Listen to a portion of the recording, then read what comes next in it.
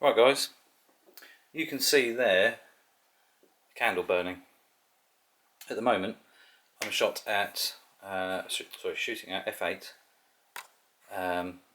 1/25th of a second in 4K. 1/25th, that's 1/25th of a second is its sort of native shutter speed. I'm going to increase that to 50.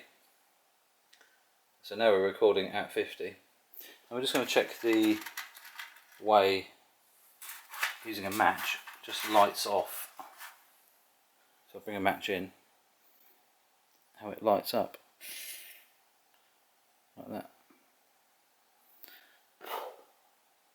Basically what I'm going to do is I'm going to go through the slow motion characteristics of each video capability of this camera. So we've got 4K 25 frames per second, we've got 100 frames per second or 120 frames per second if you're in NTSC, and HD, and then we can go into the high frame rate of 250, 500 and 1000 frames per second. And what I'm going to do is I'm just going to try it out and see what the difference is and see if you can see much of a difference as we can move up the sort of shutter speed rate. And now we are in full HD from 4K, but now we're at 100 frames per second. Just try and get the camera approximately right. There we go. We're going to increase it to 200 for a second to see it gets a bit darker. So I'm shooting f5 now, so I was at f8 before. And we're just going to stick the match back in the candle. There it goes.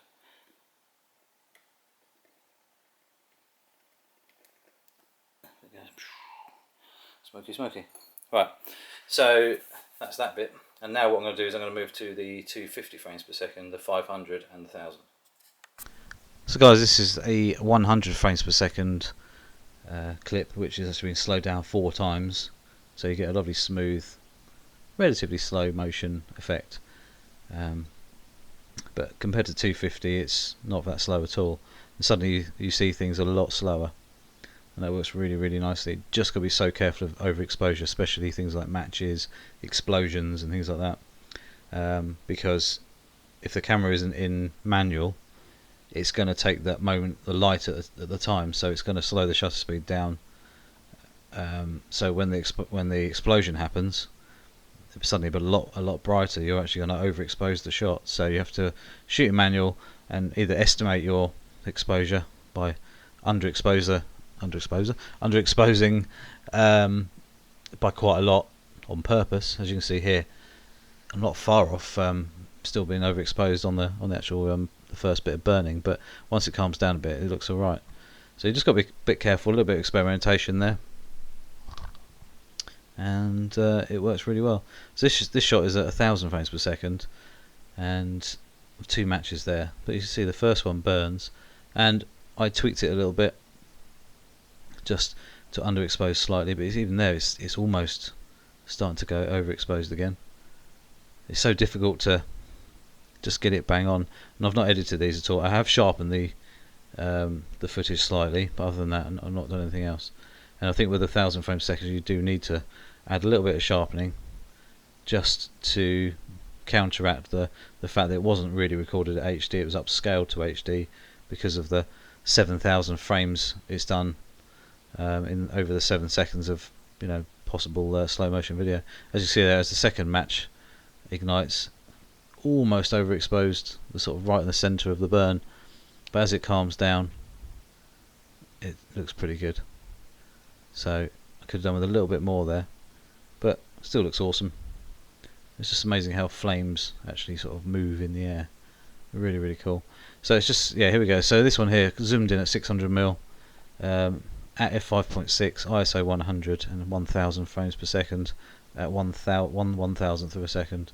You can see there the burn suddenly happening and bits exploding off the match head. Looks really cool, but for some reason the colour is not quite right. I don't know if that's just because it's burning so hot, but as you can see the colour's starting to appear now. So I don't know if the white balance is off on the camera, or it's just because it burns at such a hot rate for that first ignition. But how cool does that look? A match head going from nothing to obviously fully ignited. Looks quite cool. So that worked really nicely. Quite pleased with that. That was a sort of first attempt, and I was shooting in sort of ambient light, so I had the light on in the room, but it was obviously at that frame rate. Everything's going to be dark until you add some lighting, or you're lighting a match. So I had the Rotolight EOS just on low, just to sort of add a little bit of fill in. But obviously the candle light itself was lighting the match even before it was lit itself. But as you can see, it's gone quite dark again, apart from the candle, and that flame is almost going out. And this shot here, as you can see, the colour's completely changed, and I don't know if that was just the white balance of the camera was a bit screwed up, but as you can see, it's much better. But also, I did on this shot, I actually wound the camera up to 1/3200th of a second shutter speed and dropped the aperture to f4. So I'm thinking maybe the shutter speed has actually done something to the colour, so it's allowed the colour to come out properly. Not really sure, but this is pretty cool. It's looks a lot more fiery as such, and it's super smooth. Really pleased with that. As you see, it's so slow. I mean, when if you ignite a match, say if you got a matchbox now and lit a match, how quickly that happens. You're looking at less than 2 seconds, I'd say, for a match to ignite fully. This one here, I blew the candle out. It's quite cool how it stretched the flame before, and as it sort of left the wick as such, it just sort of disappeared. And this shot here, you can see the little sparks and the tiny little sparks shooting off. There you go. How cool is that? And you think this is slowed down by more than 20 times as we ignite the match. This thing's still firing off at quite a rapid rate. As you see, the focus isn't quite that deep, unfortunately. So it's gone soft now, because I've sort of moved out of the focus area. As you can see there, as it ignites, but it's still a hot spot right in the middle. So ideally, I needed even more shutter speed, or close the aperture down a little bit, just to underexpose that middle of the flame, just that much, just to make it look a bit better. But it still looks quite cool. Quite pleased with it. It's just experimentation. It's a bit of fun, and just looks really cool. You see the little things just firing off. But I'm impressed with the quality. Like I say, you need to add a little bit of sharpening to the 1000 frames per second just to bring it back up to a sort of a usable aspect when you render in the video. And this one here, as you can see that I've underexposed it a little bit there, but you can see once the match lights, it suddenly gets a lot brighter due to the extra light source. And but this match here decided to snap. But as you can see, I've put quite a bit of pressure on it, but it shows you how much of a strike I had, the speed I'm actually striking at, because I haven't stopped, so I've just still carried on striking it even though it snapped. But it's happening at such a quick rate. And then this shot here, another one that's igniting, and as you can see, I'm actually starting to move now, starting to accelerate, and it should start sparking along the bottom there. There you go, starting to go. There you go, a couple of little sparky bits firing off. Now the speed that one shot off is amazing. But we've already got fire, so it's actually igniting partly. There it goes. But the amount of smoke you get coming off it before it's actually even ignited and calmed down, it works so well. But as you can see there, it's burning the head so slowly. All the fuel that's actually on the head of the match takes, it must take 10 seconds already to get on to burn that. And I've cut both sides of the videos quite heavily to obviously make it usable and watchable without sitting here watching through minutes and minutes and minutes of footage. That's something you've got to be aware of, that actually your moment has happened, but actually that's only maybe a second or a couple of seconds of film. But actually you've got, once it's slowed right down to its full sort of potential, you could have a minute or so's worth of footage to look through, which means you need to cut it out quite heavily. And that's what I've done here.